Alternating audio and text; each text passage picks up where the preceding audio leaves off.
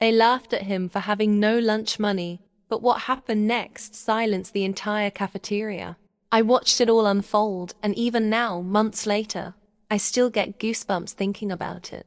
Before I continue, if stories like this inspire you, subscribe to the channel now, so you don't miss the next ones. It was a typical Tuesday at Roosevelt Elementary in a small town just outside Chicago. The hallways smelled like floor cleaner, and the cafeteria buzzed with the usual chaos of lunchtime. Kids were running, shouting, trading snacks, and forming their little hierarchies at each table. I had been working as a substitute teacher there for about 3 months, and I'd seen how cruel children can be to each other. But nothing prepared me for what I witnessed that day. Jamie Wilson, 9 years old, with worn-out sneakers and clothes that never quite fit right. His father was raising him alone after his mother left 2 years ago.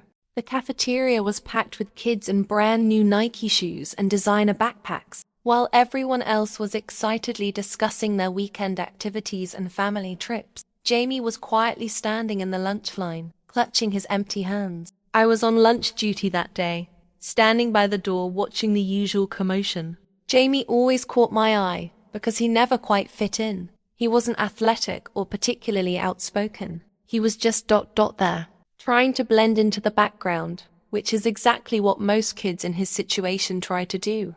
But that day, blending in wasn't an option. The lunch line moved slowly as kids picked their choices: pizza or chicken tenders, apple or orange, chocolate milk or regular. Jamie shuffled forward with his head down, seemingly trying to make himself invisible. I noticed he didn't have the bright blue lunch ticket the other kids held, nor did he have a brown paper bag from home. As Jamie approached the front of the line, Tyler Johnson, the son of the town's most prominent doctor, was right behind him with his friends. Tyler was everything Jamie wasn't: confident, popular, and never lacking for anything. His father drove him to school in a Mercedes, and his mother was president of the PTA. "Hey, free lunch, kid," Tyler said loud enough for others to hear. "Forgot your government handout again." Jamie's shoulders tensed, but he kept his eyes down. Maybe he can wash dishes for food like they did in the olden days. Another boy laughed. I started moving toward them, but lunch lines are chaotic, and I was on the other side of the cafeteria. The lunch lady at the register looked uncomfortable but kept serving the kids ahead of Jamie. "My dad says people who can't afford lunch should pack one from home," Tyler continued, his voice getting louder. "But I guess you don't have food at home either, right?" Some kids laughed. Others looked away uncomfortably. The cruelty of children isn't usually calculated. They just don't understand the weight of their words yet. But that doesn't make it hurt any less. Jamie reached the register, and the lunch lady looked at him sympathetically. "Honey, do you have your lunch money today?" Jamie shook his head, barely audible. "No, ma'am." I forgot again. This was clearly not the first time. The lunch lady sighed and looked around, probably for the principal or the school counselor. "Just give him the free pathetic lunch and let's move on," Tyler said from behind. "Some of us actually paid for our food." And that's when it happened. That small, quiet moment that changed everything. It wasn't dramatic at first, no shouting, no physical confrontation. Just a small boy who had finally reached his breaking point. Jamie turned around, his thin frame somehow looking taller than before. His voice was shaky, but clear enough for everyone nearby to hear. "My dad works 2 jobs, he said, looking Tyler straight in the eye. "He works nights cleaning offices, and he drives a delivery truck during the day. Sometimes he forgets to fill out the lunch forms because he's so tired, but he never forgets to tell me he loves me." The cafeteria didn't go silent like in movies. Kids were still talking and laughing at other tables, but in our little corner of the room, time seemed to stand still. Tyler blinked, clearly not expecting Jamie to respond at all, much less with such direct honesty. "Whatever," he muttered, but the smirk was gone from his face. But Jamie wasn't finished. Something had awakened in him, something that had probably been building for months or even years. "Your dad may be a doctor," Jamie continued, his voice steadier now, "but my dad is the strongest person I know. And he taught me that what makes you rich isn't money. It's how you treat people." Ms. Garcia, the school inspector who happened to be visiting that day, had walked up behind me without me noticing. She was a stern woman who rarely showed emotion, tasked with evaluating teachers and school programs. She placed her hand on my shoulder and whispered, "Who is that child?" Before I could answer, the situation escalated. Tyler, embarrassed at being called out, especially in front of his friends, pushed Jamie slightly. "At least my dad can afford lunch," he snapped. And that's when Ms. Garcia stepped forward. I expected her to separate the boys and diffuse the situation with the practiced efficiency of a veteran educator. But instead, she did something that surprised everyone. She walked up to the cashier, pulled out her wallet, and said loud enough for everyone to hear, "I'd like to pay for this young man's lunch today." She looked at Jamie with a warm smile. "And I'd like to sit with you, if that's okay. I want to hear more about your father. He sounds like someone I should know about." Jamie looked stunned. His eyes welled up with tears that he quickly tried to blink away. "Boys don't cry at Roosevelt Elementary. That was an unwritten rule." "Thank you, ma'am," he whispered. Ms. Garcia then turned to Tyler, but her expression wasn't angry or scolding. It was almost sad. "Young man, I hope someday you realize that the measure of your life won't be what your father has, but what you choose to do with what you're given." Tyler looked down, his face red. The lunch lady quickly handed Jamie a tray with pizza, an apple, and chocolate milk. Ms. Garcia took her salad, and they walked to an empty table together. I expected the incident to blow over quickly. Kids have short attention spans after all, but something strange happened. As Jamie and Ms. Garcia sat together, another student got up from his table and walked over to join them. Then another. Not many, just 3 or 4 kids in total, but in the complex social ecosystem of an elementary school cafeteria, it was revolutionary. If this story has touched you so far, leave a like and subscribe to the channel, because there are other real and emotional stories that you can't miss. After lunch, I had to return to my classroom, but Ms. Garcia pulled me aside in the hallway. Her usual professional demeanor had softened. "That boy," she said, "Jamie, there's something special there." I nodded. "He's had it rough. Single dad, money troubles. But he's a good kid. Quiet in class, does his work, never causes problems." "Sometimes," Ms. Garcia said, looking through the window at the playground where Jamie was now sitting alone on a bench, "the quietest children have the most to say." She tapped her clipboard thoughtfully. "I want to talk to his father." I felt a surge of protectiveness. "Ms. Garcia, they're doing the best they can. His dad works multiple jobs and—" She held up her hand, stopping me, not for any negative reason. "I have an idea." 2 days later, I was covering a math class when I was called to the principal's office. This wasn't unusual for substitute teachers' schedules change. Assignments get shifted around. But when I walked in, I was surprised to see Jamie and a tall, thin man with the same gentle eyes as his son. He looked exhausted, with calloused hands and dark circles under his eyes, but he stood up straight and offered his hand. "Mr. Wilson," the principal said, "this is the teacher who witnessed what happened in the cafeteria." "Thank you," Mr. Wilson said earnestly, shaking my hand. Jamie told me what happened, and about Ms. Garcia. He seemed emotional, clearing his throat before continuing. "I try my best, you know. After his mom left, it's just been us. I don't always get it right." "You're getting it right where it matters most," I said, thinking about Jamie's words in the cafeteria. "He's a wonderful kid." Ms. Garcia entered with a folder and that same clipboard she always carried. But today, instead of her usual inspection notes, she had forms. "Mr. Wilson," she began, "I've been the district inspector for 15 years.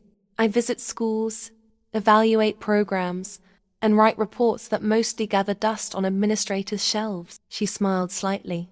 "But occasionally, I come across something or someone that reminds me why I got into education in the first place." Jamie looked up at his father, who placed a hand on his shoulder. "Jamie stood up not just for himself that day, but for you," Ms. Garcia continued. "He showed character and values that, frankly, we don't see enough of. And it made me think about our district's family support initiative." The principal nodded encouragingly, clearly already briefed on whatever Ms. Garcia was proposing.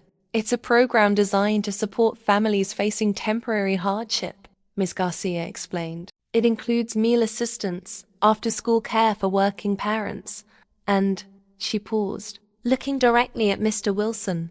A job placement component for parents looking to consolidate multiple jobs into a single, stable position with benefits. Mr. Wilson's expression changed from confusion to cautious hope. I don't understand. Why would you do this for us? Because your son reminded us of something important, Ms. Garcia said simply.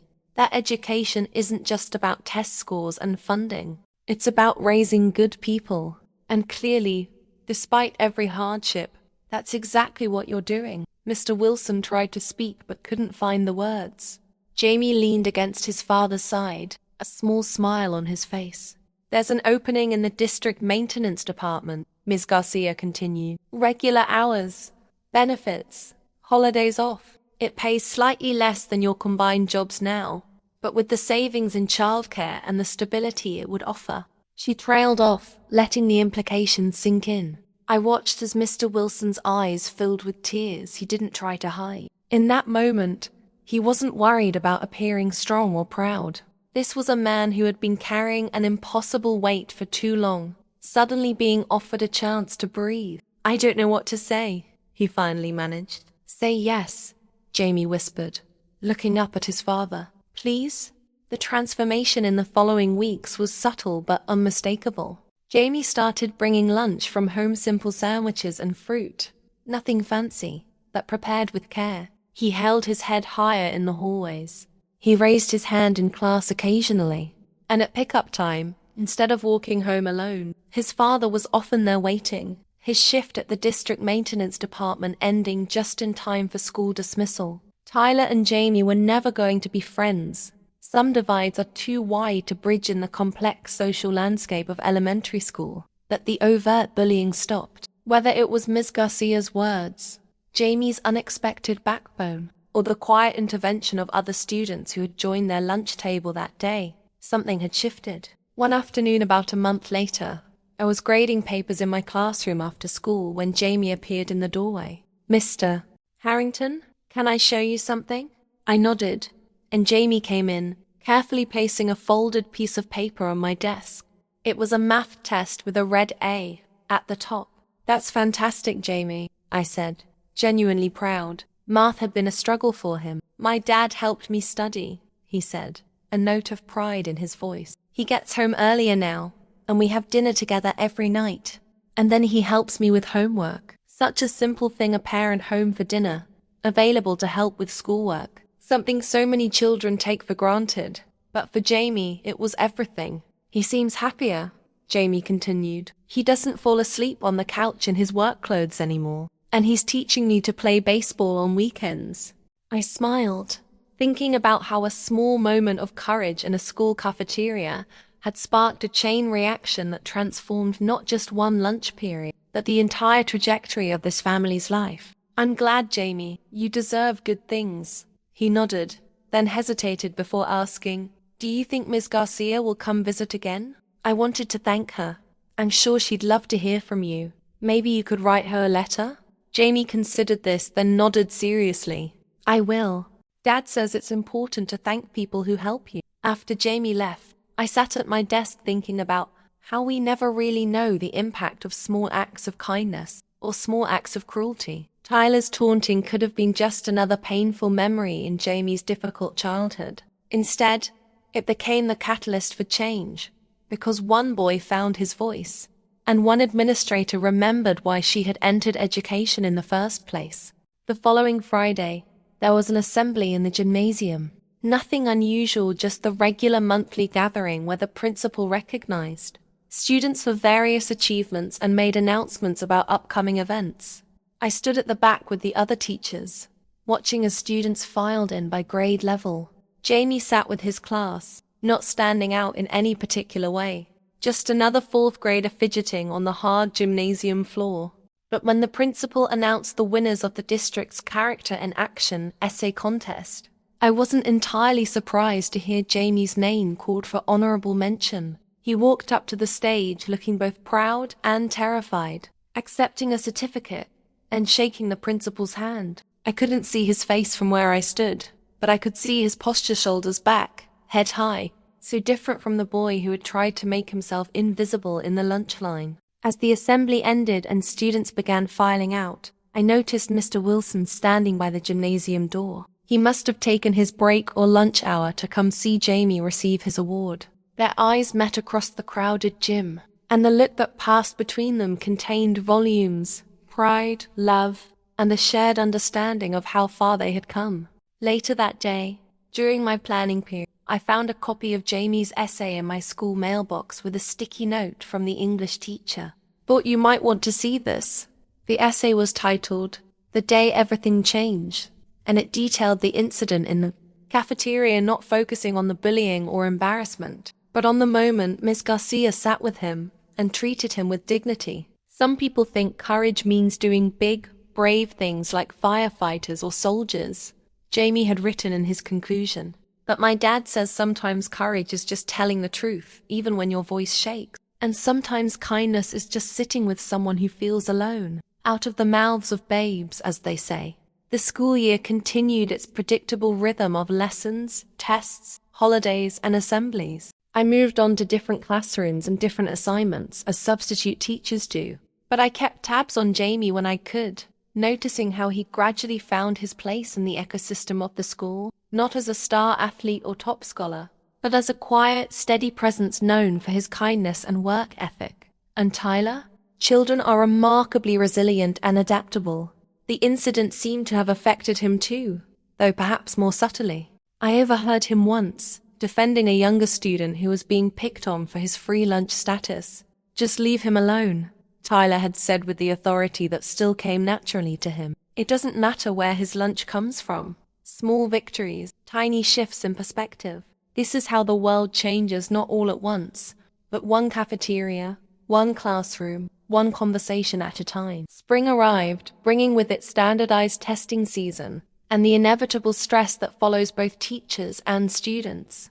I was assigned to proctor exams in different classrooms, which gave me a unique perspective on how various teachers handled the pressure. Some classrooms felt like pressure cookers, with anxious teachers drilling last-minute facts. Others maintained a calm, steady atmosphere. I was surprised to find myself assigned to Jamie's class for a full week of testing. When I entered the classroom that Monday morning, his face lit up with recognition. He gave me a small wave from his desk, and I smiled back, feeling oddly nervous. I'd been following his progress from a distance, but we hadn't spoken much since that day in my classroom when he showed me his math test. "Good morning, everyone," I said, looking around at the 23 faces staring back at me. "I know testing week isn't anyone's favorite, but we're going to get through it together."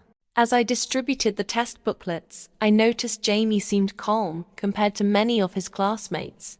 He sat with quiet confidence, pencils neatly arranged on his desk. When I placed his test in front of him, he whispered, "My dad helped me study all weekend." I nodded encouragingly. "Just do your best. That's all anyone can ask." The tests proceeded as tests do in silence, broken only by the scratching of pencils, occasional sighs, and the shuffling of papers. I walked the rows, observing without interfering. Jamie worked steadily, his brow furrowed in concentration. No panic, no rushed answers, just methodical focus. During the break between test sections, while students stretched their legs and whispered to each other, Tyler approached Jamie's desk.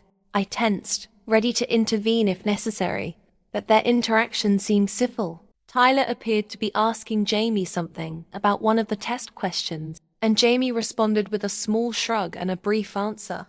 Not friendship exactly, but a kind of truce. At lunch, I noticed something that touched me deeply.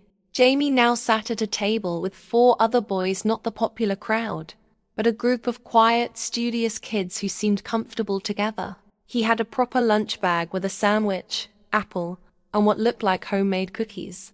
As I watched, he offered one to each of his table mates. Such a simple gesture, but knowing where he had come from, it carried profound meaning. "He's doing well," a voice beside me said. I turned to see Ms. Martinez, the school counselor. "Mr. Wilson comes to every parent-teacher conference now. He's joined the PTA, if you can believe it." "Really?" I was genuinely surprised.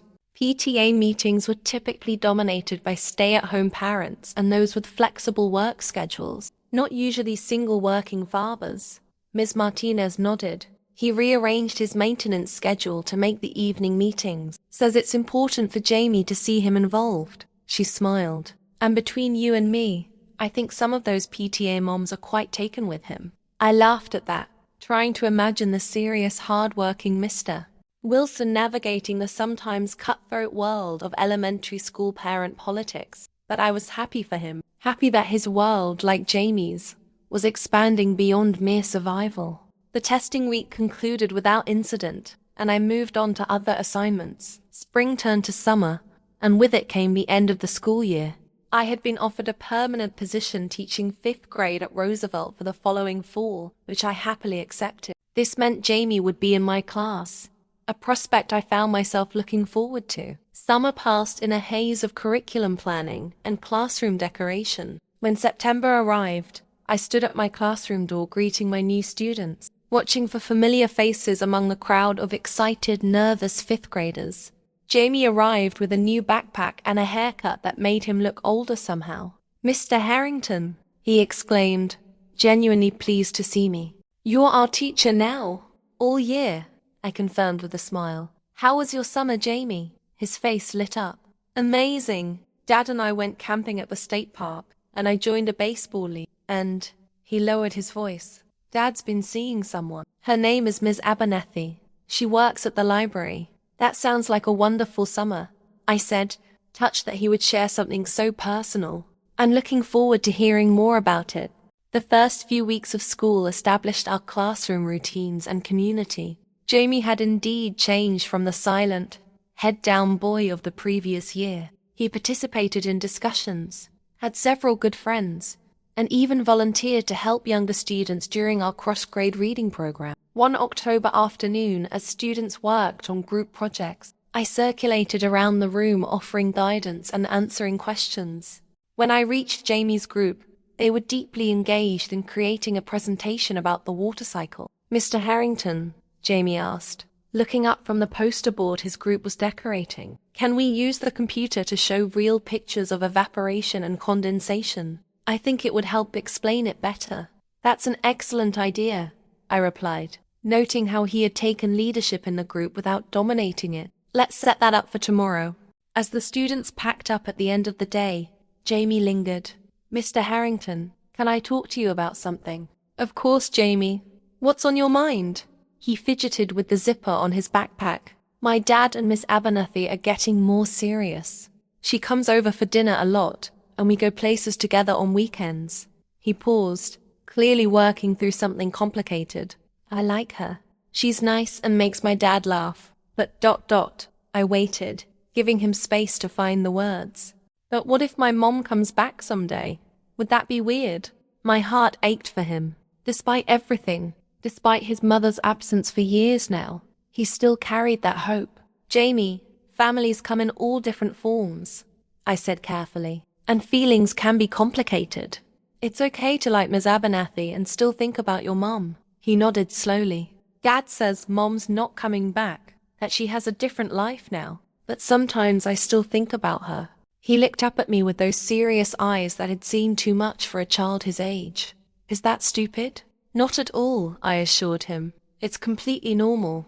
But it's also okay to let new people into your life who care about you." He seemed to consider this, then nodded again, more decisively this time. "Miss Abernethy helps me with my reading. She brings me books she thinks I'll like," a small smile, "and she makes really good pancakes on Saturdays." "She sounds pretty special," I said. "You're lucky to have her in your life, and she's lucky to have you." This seemed to satisfy him, and he headed out to where his father waited in the pickup line, looking more settled. Parent-teacher conferences arrived in November. I had been looking forward to meeting with Mr. Wilson formally, curious to see how the changes in their lives had continued to unfold. When he arrived for our scheduled meeting, he was accompanied by a woman I presumed to be Miss E. Abernethy Petite, with curly hair and bright, intelligent eyes behind stylish glasses. "Mr. Harrington," Mr. Wilson said, shaking my hand firmly. "This is Emma Abernethy. Hope you don't mind that she joined me. She's been helping Jamie with his reading, and I thought she might have some insights." "Of course. Pleased to meet you," I said, genuinely happy to see this new dimension of support in Jamie's life. Jamie speaks very highly of you. Ms. Abernathy smiled warmly. He's a remarkable boy. His father's done an amazing job. Mr. Wilson ducked his head slightly at the compliment, still not entirely comfortable receiving praise. We're here to talk about Jamie's progress, not me. The conference went well. Jamie was thriving academically, particularly in math and science. His reading had improved significantly, which Ms. Abernathy attributed to finding books that captured his interest, mostly adventure stories and biographies of athletes and inventors. He's also been writing his own stories, Ms. Abernathy mentioned. Quite good ones, actually. He has a real gift for dialogue. This was news to me. He hasn't shared any writing beyond our class assignments. He's still shy about it, she explained. But maybe you could encourage him. I think he respects your opinion a great deal. After reviewing his test scores and classroom performance, I brought up the leadership qualities I'd observed. Jamie has become something of a quiet leader in our class. Not the loud, commanding type, but the kind who leads by example. Kids respect him. Mr. Wilson's face showed quiet pride. That means a lot to hear. It hasn't been an easy road for him. As they prepared to leave, Mr. Wilson hesitated, then said, "There's something else you should know. Emma and I are getting married in the spring." He glanced at Ms. Abernathy, who smiled encouragingly. "We wanted Jamie's teacher to know, in case it affects him at school in any way." "Congratulations," I said sincerely. "Jamie mentioned you two were getting closer. He seems very positive about it." "He's had some questions about his mother," Mr. Wilson admitted. "We've been as honest as we can. It's complicated. Children are resilient," I offered, "especially when they're surrounded by love and stability," which clearly Jamie is. After they left, I sat thinking about the remarkable journey this family had taken since that day in the cafeteria. From a hungry boy being mocked in the lunch line, to a confident student with a stable home life and promising future, all because he found the courage to speak up, and because the right people were listening when he did. Winter brought snow days and holiday preparations. Our class worked on a service project, collecting warm clothes and food items for families in need. Jamie threw himself into the project with particular enthusiasm. "Last year, some people helped my dad and me," he explained when I commented on his dedication. "So now we help others. That's how it works, right?" "That's exactly how it should work," I agreed, touched by his understanding of this cycle of giving and receiving. The winter concert approached, and with it came the traditional holiday program. Each class performed a song or skit, and parents crowded into the gymnasium with cameras and proud smiles. Jamie had been selected to introduce our class performance with a short speech. He had practiced diligently, and I knew he was nervous but determined. On the night of the concert, I peeked out at the audience from behind the makeshift curtain. Mr. Wilson and Ms. Abernathy sat near the front, both looking expectant and proud. But what caught my eye was another figure seated beside them, Ms. Garcia, the inspector whose intervention had changed everything. She must have kept in touch with the family all this time. When it was our class's turn, Jamie walked to the microphone with steady steps. He looked out at the sea of faces, took a deep breath, and began speaking clearly and confidently. "Good evening. My name is Jamie Wilson, and our class will be performing 'This Land Is Your Land.' Before we begin, I want to say something about community." He paused, looking directly at his father and future stepmother. "A community is like a safety net. When someone falls, others catch them. When someone needs help, others step up." Last year, I learned that firsthand. A murmur went through the audience. This wasn't part of the introduction we had practiced.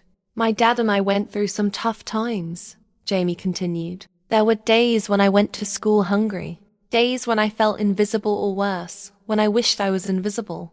But then people in this community, teachers, school staff, other parents, they caught us when we were falling." His voice grew stronger. "They didn't make us feel ashamed. They made us feel worthy of help. And that's what community should be." I glanced at Mr. Wilson, who was listening with glistening eyes. Ms. Abernathy held his hand tightly. Ms. Garcia sat very straight, her usual stern expression softened with emotion. "So when we sing about this land being your land and my land," Jamie concluded, "we're really singing about responsibility, about taking care of each other, because that's what makes a place worth living in." He turned slightly toward the rest of the class waiting behind him. And now our 5th grade class will perform This Land Is Your Land. The audience erupted in applause, more enthusiastic than the typical polite clapping that greeted student introductions. Jamie stepped back to join his classmates, and I could see him exhale with relief. The performance went perfectly, but it was Jamie's unexpected words that lingered in the air long after the final note. After the concert, families mingled in the gymnasium, enjoying cookies and punch provided by the PTA. I watched as Ms. Garcia approached Jamie and his family, embracing Mr. Wilson like an old friend and bending slightly to speak directly to Jamie. Whatever she said made him stand a little taller, smile a little wider. When I made my way over to congratulate them, Ms. Garcia greeted me warmly. "Mr. Harrington, Jamie tells me you've been a wonderful influence this year." "The influence has been mutual," I said honestly. "Jamie teaches me something new about resilience every day." "I'm not surprised," she replied. "We've been corresponding since last year." His letters are quite insightful for someone so young. So that's how they had stayed connected through letters. In this age of texts and emails, there was something beautifully old-fashioned about it. "Jamie has been accepted into the district's Young Leaders program for next year," Ms. Garcia informed me. "It's quite competitive, only 2 students from each school. But his application essay was exceptional." I looked at Jamie, who ducked his head modestly but couldn't hide his pleased expression. "I didn't know you had applied," I said. "Congratulations." "I wanted it to be a surprise," he admitted, "in case I didn't get in." Mr. Wilson rested his hand on Jamie's shoulder, pride evident in every line of his face. "No chance of that. This kid is going places," Ms. Abernathy added. "We're thinking about college already, starting a savings fund." The casual way they said "we" spoke volumes about how thoroughly she had integrated into their lives, becoming not a replacement for Jamie's absent mother, but a new and different source of support and love. As winter deepened, our classroom became a warm haven against the bitter cold outside. I noticed Jamie taking particular care with a new student who had arrived mid-year, showing him around, including him at lunch, explaining our classroom routines. The kindness that had been shown to him, he was now extending to others. During a creative writing assignment in January, Jamie finally shared one of his stories with the class. It was an adventure tale about a boy who discovered he could communicate with animals and used this ability to create understanding between the human and animal worlds. The story was imaginative and well-crafted, with moments of genuine humor and touching insight. "That was excellent, Jamie," I said after he finished reading it aloud. "You have a real talent for storytelling." He beamed at the praise, especially when his classmates added their own positive comments. Tyler, who had become neither a close friend nor an enemy, but something in between, a respectful classmate, said, "You should try to get it published or something." Jamie looked startled by the suggestion, then thoughtful. "Maybe I could write for the school newspaper first," he mused. The idea took hold, and by February, Jamie had become a regular contributor to the Roosevelt Elementary Gazette, writing both fiction and non-fiction pieces. His first article was about the cafeteria staff, highlighting their hard work and kindness. He interviewed each of them, including the lunch lady who had been there on that pivotal day, though he never mentioned that incident directly in his article. Valentine's Day brought the usual exchange of cards and candy hearts, with an undercurrent of budding crushes and playground gossip about who liked whom. Jamie participated in the festivities with good-natured ease, neither the center of attention nor on the outside looking in. During our class Valentine's party, as students exchanged cards and enjoyed cupcakes, I noticed Jamie sitting quietly, reading something that didn't look like a valentine. When I approached his desk, he quickly folded the paper and slipped it into his pocket. "Everything okay, Jamie?" I asked casually. He hesitated, then nodded. "Just a letter. From my mom." I tried to keep my expression neutral despite my surprise. "I see. Recent?" "Yeah. She lives in Arizona now. Has a new family." His voice was matter-of-fact, but I could sense the complicated emotions beneath the surface. "Dad said I could write to her if I wanted, and she wrote back." "That must bring up a lot of feelings," I said carefully. Jamie nodded. "She says she's sorry she left." that she wasn't ready to be a mom. He looked up at me, his eyes searching for something understanding, perhaps, or validation. Is that a real thing? Not being ready to be a parent? Such a profound question from a child not yet 11. Yes, I said gently. It is. Parenting is a huge responsibility. Some people aren't prepared for it, or they have their own struggles that make it difficult. That's what Dad said too. He said it wasn't my fault. Jamie fidgeted with his pencil. Do you think I should keep writing to her?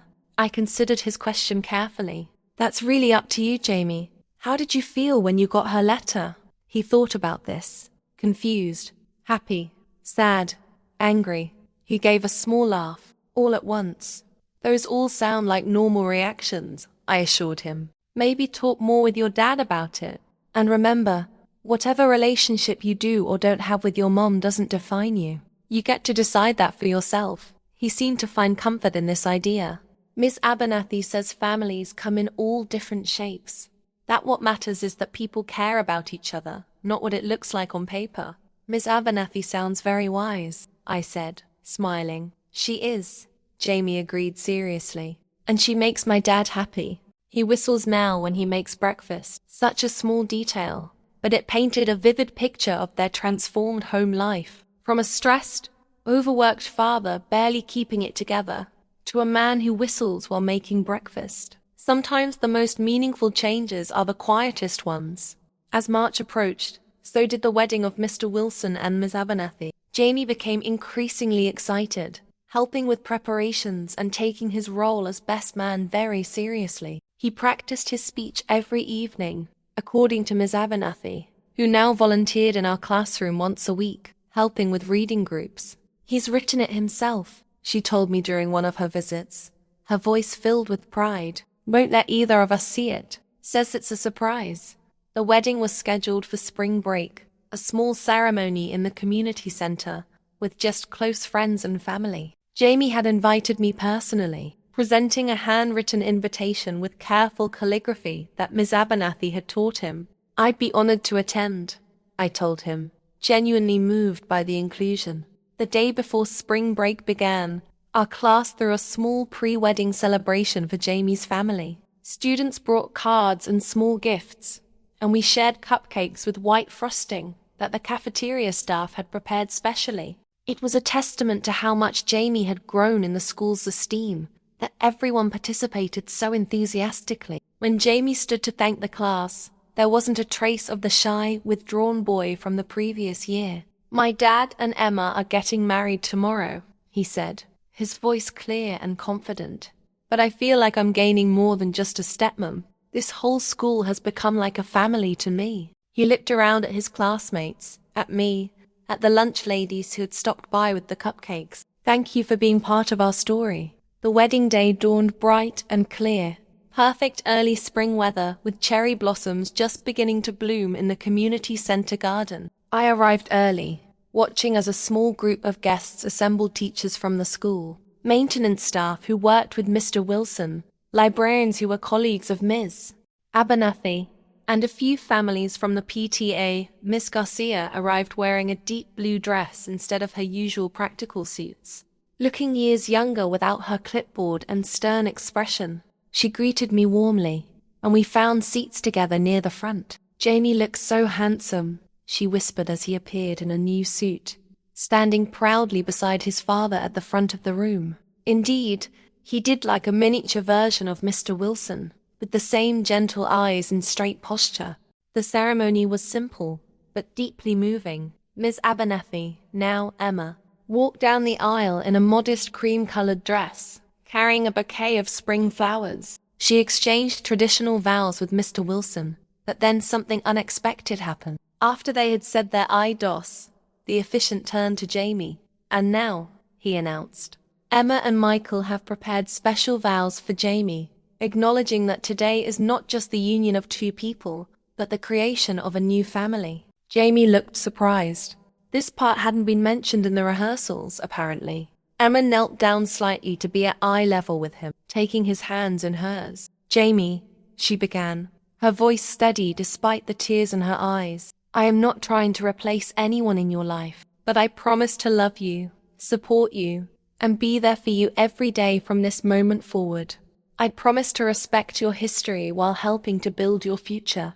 I promise to cherish not just your father, but you, because you are the amazing heart of this family we're creating." Mr. Wilson then placed his hand on Jamie's shoulder. "And I promise you, son, that even as our family grows and changes, my love for you will never waver. You have been my strength through the hardest times, and you will be my joy through the best times. We are, and always will be, a team." There wasn't a dry eye in the room. Jamie stood there, processing this surprise, before throwing his arms around both of them. The three embraced as the small gathering erupted in applause and tears. The reception afterward was joyful but intimate. There was cake and punch, music playing softly, and the casual ease of a gathering of friends rather than a formal wedding party. I watched as Jamie circulated confidently among the guests, thanking them for coming, every inch his father's son in his gracious hosting. When it came time for speeches, Mr. Wilson spoke briefly, thanking everyone for supporting their family through difficult times and celebrating with them now in happier times. Emma spoke about the joy of finding love when she least expected it, and about the bonus of gaining such an extraordinary stepson. And then it was Jamie's turn. He stood, unfolding a carefully written speech.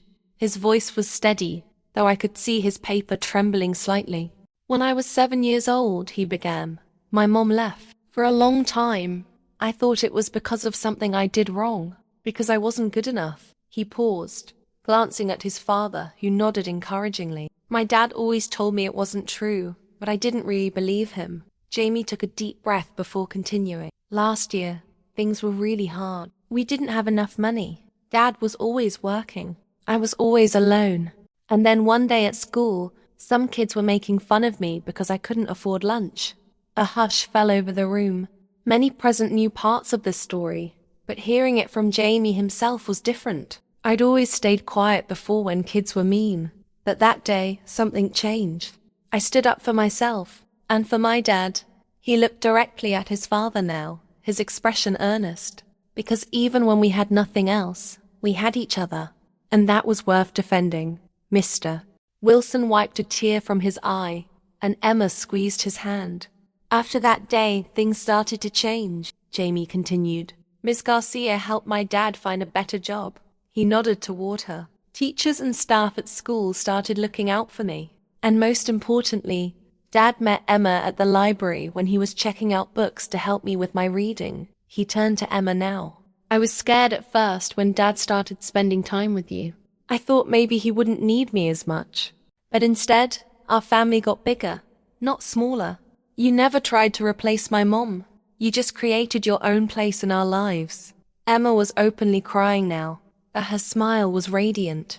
"So today isn't just about Dad and Emma getting married," Jamie concluded. "It's about all of us who helped turn a sad story into a happy one. It's about what happens when people choose kindness over cruelty and hope over fear." He raised his cup of punch. "To my dad and Emma, and to new beginnings."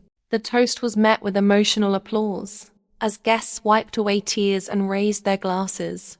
I couldn't help but reflect on the extraordinary journey that had led to this moment. Journey that began with a hungry boy finding the courage to speak up in a cafeteria line. The next day at school, the buzz was all about the wedding. Students who hadn't attended peppered Jamie with questions, which he answered with gracious patience. There was a new confidence about him now, a sense of security that came from knowing exactly where and to whom he belonged. Spring bloomed fully, bringing with it the usual end-of-year activities: field day, final projects, and preparations for middle school transition. Jamie continued to thrive academically and socially, his writing improving steadily under Emma's guidance. The Young Leaders program would begin in summer, giving him something constructive to focus on during the break. One afternoon in late April, I was surprised to see Ms. Garcia back at Roosevelt, this time with her official inspector's clipboard. She greeted me warmly before asking if she could observe my class for her report. "Of course," I said, curious about the reason for her visit. "We're working on final projects today." During the observation, I noticed her paying particular attention to Jamie, who was working with his group on a presentation about the civil rights movement. His confidence as a leader was evident in the way he organized their tasks, drawing out contributions from quieter members and mediating minor disagreements with fairness and patience. After class, Ms. Garcia asked to speak with me privately. "I'm leading a new district initiative," she explained, identifying schools that excel at creating inclusive, supportive environments, particularly for students facing economic hardship. "That sounds valuable," I said, sensing there was more to this visit than a routine inspection. "Roosevelt has shown remarkable progress in this area over the past year," she continued. "Incidents of bullying are down. Participation in free lunch programs is up without the stigma that often accompanies it. And academic performance among economically disadvantaged students has improved significantly." I smiled, thinking about the ripple effects that had spread from Jamie's moment of courage. "The administration has been very supportive of inclusion efforts." "Yes, but it's more than that," Ms. Garcia insisted. "It's a culture shift. And from what I can gather, much of it started with a single incident in the cafeteria last year." I nodded, not entirely surprised that she had made this connection. Jamie's stand that day affected more people than he knows.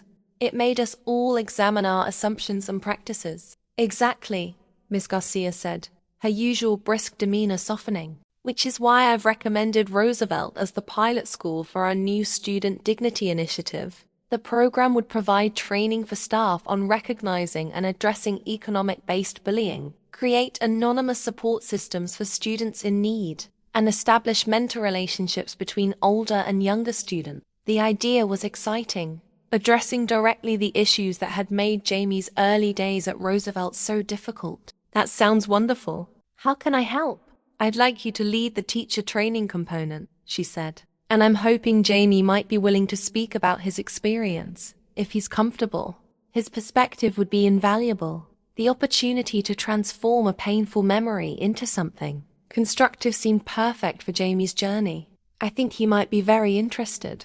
He's found his voice this year, in more ways than one." When I approached Jamie about the program, his reaction surprised me. Rather than showing hesitation about revisiting a difficult experience, he immediately began generating ideas. "We could create a buddy system for the cafeteria," he suggested, "so no one ever has to sit alone. And maybe an anonymous way for kids to request school supplies or winter coats without everyone knowing." His enthusiasm was infectious, and soon he had filled a page with thoughtful suggestions that showed remarkable empathy and insight. "Is it okay if I talk to Tyler about this too?" he asked. "I think he might have some good ideas." I raised my eyebrows, unable to hide my surprise. "Tyler Johnson? You want his input?" Jamie nodded seriously. "He's changed a lot since last year. And anyway, to really fix bullying, you need to understand why kids do it, right? Tyler might know things about that I don't." His maturity took my breath away. While many adults would have excluded someone who had hurt them from such a project, Jamie instinctively understood that meaningful change required multiple perspectives, even uncomfortable ones.